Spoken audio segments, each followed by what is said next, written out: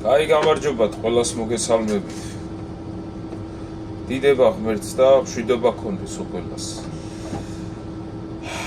ესე იგი, უყურებ სიტუაციას და ერთი ანეკდოტი მახსენდება რა.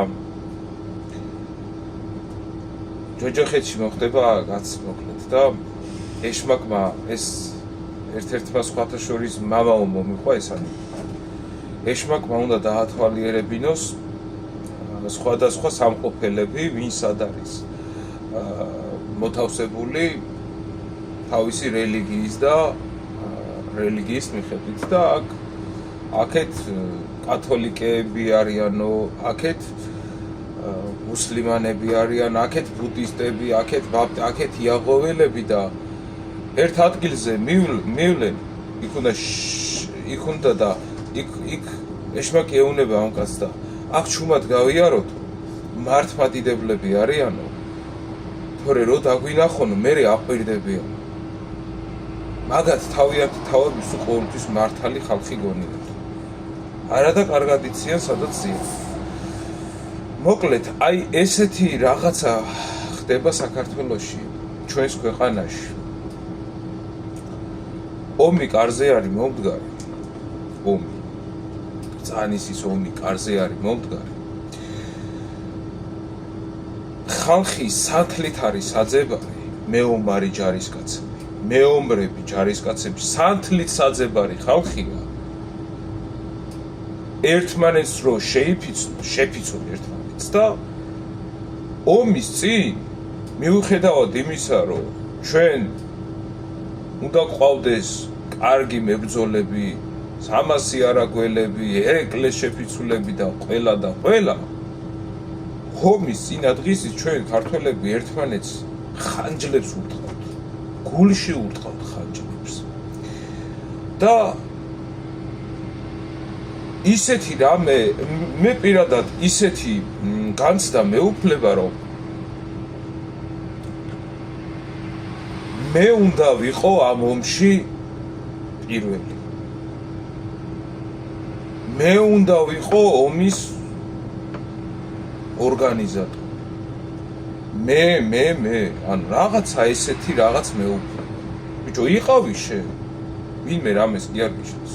შენ უნდა იყო, კი, შენ უნდა იყო, მაგრამ სხვებს ხანჯალს რატო უთხრობთ, კაცო? რატო აყენებთ საქმეს ისე, რატო ვაკეთებთ, რომ იმ ომში ჯარის აღარ შეიკრიბოს? მე აი მარტივი შეკითხვა მაქვს, რატო კეთდება მასება სიტუაცია, ხო?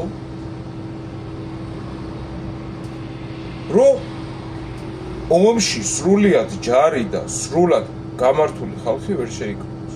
მიუხედავად იმისა, რომ ყველა ეს იძახიან მე და ამასობაში ერთმანეთს ხოცავთ. ხალხის დეფიციტია საქართველოში. კაცი არ აქვს, აღარ არიან არავინ, ხო? ქართველები აღარ არიან, კაცო. გამწევი, მეომარი და ისეთი ხალხი წასულია ქვეყნიდან. არიან დარჩენილები აქ ძალიან მცირე პროცენტი. იმის მაგივრად, რომ ეს მცირე პროცენტი მიუხედავად იმისა თავისი პოლიტიკური შეხედულებებისა, ვინ სად იყურებოდა უწინ, იმის მაგივრად, რომ ჩვენ ეს ხალხი მოვიკრიბოთ, ერთად ვილაპარაკოთ და რა ვიცი, ერთ აზრზე დავიდეთ, რომ საქართველო ყველასი, შენიც არის, ჩემიც არის და ყველასი. აი პირადი ინტერესები, მოდი მერე გავარკვიოთ ერთმანეთში.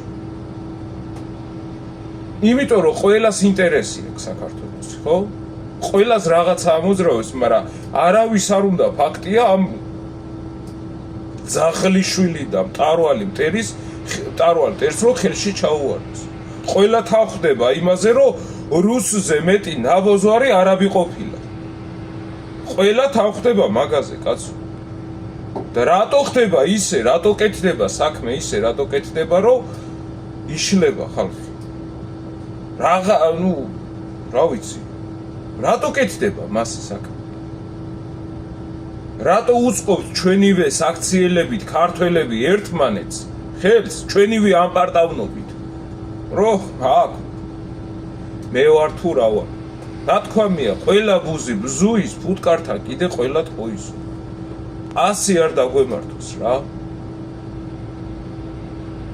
ცოტა რაღაცა სხვა მხრიდანაც შევხედოთ მარტო ჩვენ არ ცხოვრობთ ამ ქვეყანაზე ჩვენ ერთთან ერთად თუ არ ვიცხოვრეთ ბალანსი დაირღვევა საქართველოში როგორ ყველგან არის საჭირო ცუდიც და კარგიც იმიტომ რომ ბალანსი არსებობდეს აი ეს მარტივი ლოგიკა არის თორე სულ კარგი თუ იყო ის კარგი მე უცებ ცუდი გახდება სულ ცუდი თუ იყო ვაფშე ქვესკნელი სიბოროტე გახდება ის ხო ამიტომ უნდა არსებობდეს კარგს უნდა აბალანსებდეს ცუდს უნდა აბალანსებდეს კარგი და ნუ გონიათ რომ ჩვენ აქედან რაღაცა ოაზის შევქმნით ვერ შევქმნით ვერაფერს აქ ცუდებიც იცხოვრები და კარგებიც იცხოვრები მაგრამ ვეცადოთ რომ მეტმა კარგმა იცხოვროს ვეცადოთ რომ ისე გავაკეთოთ რომ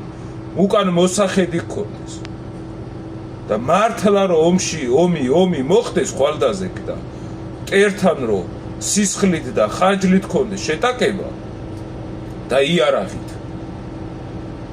ისი არ იყოს მერე რომ ხალხის საძებარი გქონდეს აეხლა უნდა იქნებოდეს ქართული ერთობა ეხლა აი მომენტში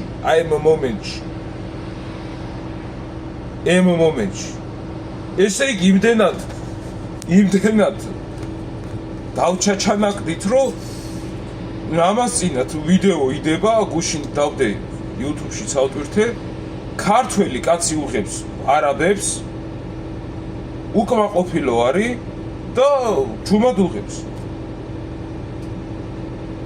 რა ვიცი აბა ხო ვართ ქართველები რატო არ გადავრეკეთ ერთი მეორეში და მე ვსულიყავით გაგვერკვი ამ არაბებს რა დედის ტყნა უნდათ ერთი აი ერთი შეიძლება ვერ მივიდეს იმიტომ რომ იქ 30 არაბი იყო მაგრამ ხო არსებობს ტელეფონი გადაგვერეკა გადმოგვერეკა იმიტომ რომ დასარეკი პირი აღარ აქვს ის სხვა პოლიტიკური შეხედულების ტიპია მაგრამ ეს აწუხებს და კარგად იცის რომ იქ რო თავისიანებთან რო დარეკოს შეიძლება ისინი არ გამოყვნენ მაგრამ იმან იცი ვისთან უნდა დარეკოს ვინც გამოყვება და ის ვინც გამოყვება ის თავისი პოლიტიკური შესახედაობის არ არის და შესაბამისად ვეღარ რეკავს ვერსად და ამას ვიდეოთი გადაიღებს და გაიგებს ხორჩ და დააწერს აქ როგორ ცხოვრობთ უიდეთ